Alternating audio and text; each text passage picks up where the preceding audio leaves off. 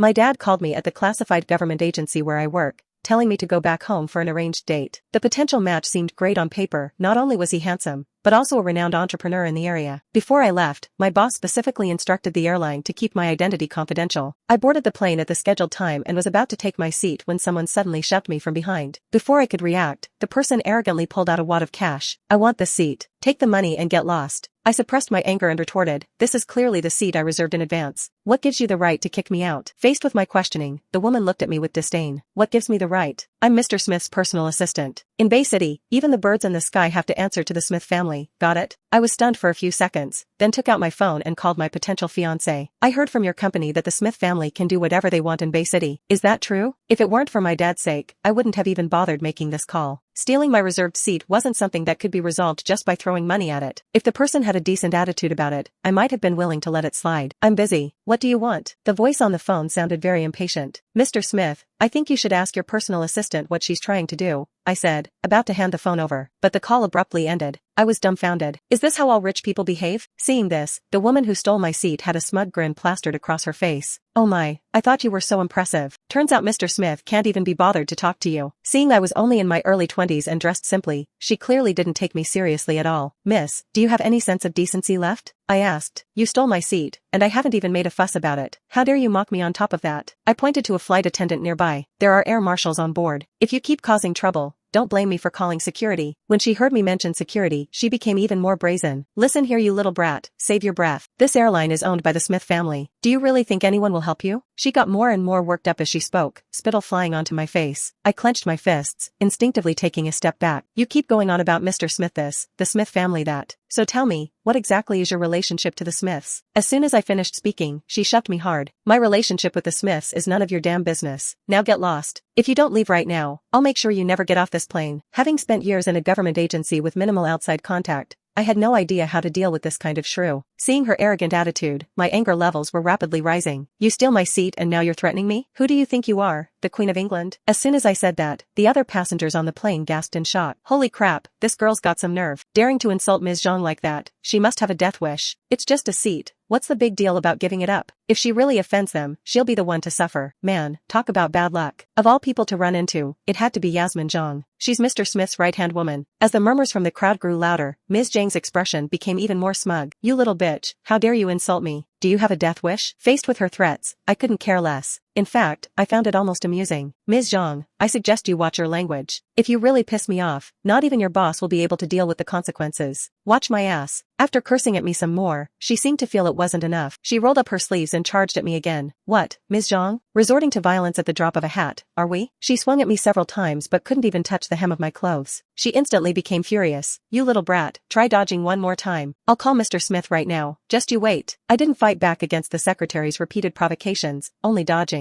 It wasn't because I was afraid of her, but because before I left the agency, my boss had repeatedly instructed me. "Your every word and action represents the image of our agency. When you're out there, don't get into conflicts with others no matter what." Besides, I didn't know how to fight. Either I don't act at all, or I go for the kill in one strike. Seeing that I wasn't saying anything, Ms. Zhang thought I had chickened out. She raised her hand and charged at me again. At the critical moment, a roar came from behind. "Stop right there. Yasmin Zhang, you're my personal assistant. How can you casually start fights in public?" A tall, muscular young man, surrounded by bodyguards, strode quickly to where we were standing. "Are you William Smith?" I asked. I carefully examined the man in front of me. I had to admit, my dad did have good taste. He was wearing a tailored suit, with sharp, chiseled features. If I had to find any flaw, it would be the cold look in his eyes as he gazed at me. "Mr. Smith, since this is our first meeting, please allow me to briefly introduce myself. My surname is Chen, given name Jessica. I'm from—" "No need." William impatiently waved his hand to cut me off before I could finish. "We've met now. We're not compatible. Get off the plane." At that moment, I almost thought there was something wrong with my ears. I had gone through layers of approval from my agency superiors to take even half a day off. We had barely met, and he wouldn't even let me finish introducing myself before telling me to leave. He was clearly treating me like an idiot. Thinking about this, my temper immediately flared up. "You must be William Smith, the man my dad set me up with for this arranged date, right? Isn't it a bit rude to not even let me finish speaking before asking me to leave?" Hearing my words, William let out a derisive laugh. "Manners? Why don't you take a look in the mirror? Do you really think you're worthy of me?" He glanced at me disdainfully. I don't know what my dad was thinking, wanting me to marry some trophy wife like you. With those words, the crowd erupted once again. What? This girl is actually Mr. Smith's fiancé? This is unbelievable. A country bumpkin like her who's never seen the world, dreaming of marrying into a rich family? She should take a good look at herself and see if she's worthy. Mr. Smith is the most eligible bachelor in Bay City. I, Lily Roberts, will be the first to object to this marriage. As the murmurs from the crowd grew louder, I was a bit bewildered. When did I ever say I wanted to marry him? Even if I did want to, it would still require approval from my superiors. All right.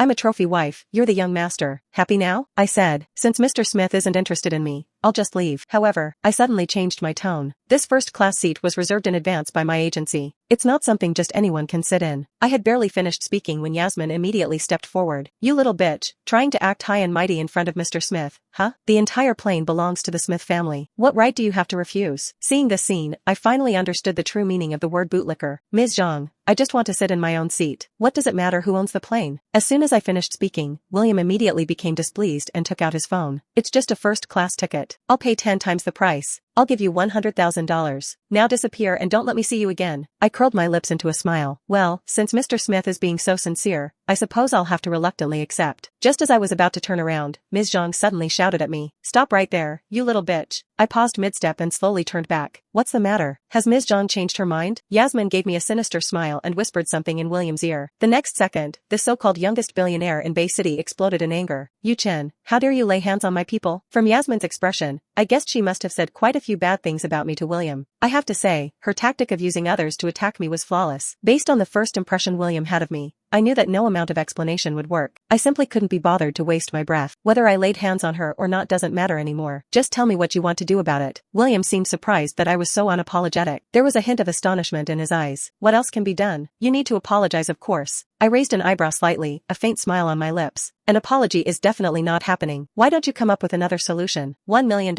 Yasmin exclaimed gleefully, stepping forward. As Mr. Smith's personal assistant, I handle multi-million-dollar deals in minutes. Just because you pushed me earlier, I'm feeling unwell now. You have to take responsibility. Hearing Yasmin's words, the onlookers around us gasped in shock. Even William himself seemed surprised. Ms. Zhang, isn't $1 million a bit much? He asked. Even if you went to the hospital for a full body checkup, it wouldn't cost nearly that much. Yasmin immediately waved her hand. No, Mr. Smith, you're thinking too narrowly. As your personal assistant, I was assaulted on your family's own plane. It's not just my face that's been lost. Asking for just $1 million in compensation is already being merciful to her. William pondered for a moment, feeling there was some logic to it, and nodded slightly. Fine, $1 million it is. I'll pay it. I didn't give them time to reconsider and immediately agreed. All right, I accept. With those words, the eyes of everyone on the plane focused on me. Some thought I was putting on airs. Some suspected I was playing dumb to catch them off guard. The rest were just gloating. But these opinions didn't matter much to me. What mattered was that someone was trying to steal my seat. Although they offered over 10 times the price, their attitude really pissed me off. Now that we've settled the pushing incident, shall we discuss the seat issue? I asked. Suddenly changing tack, I couldn't help but smirk. My itinerary was reported to the airline. Did you think just anyone could sit here? As soon as I finished speaking, laughter erupted around us. Has this girl lost her mind? It's just a first-class seat. Who needs to report that to anyone? Exactly. The entire airline belongs to the Smith family. Who else could she possibly report to? I coldly swept my gaze across the crowd before slowly speaking. Everyone seems to think the Smith family is so wealthy and powerful that they can buy out an entire airline, right? Well then, I'd like to know, can Mr. Smith make the plane stop? I grinned. He can't, but I can.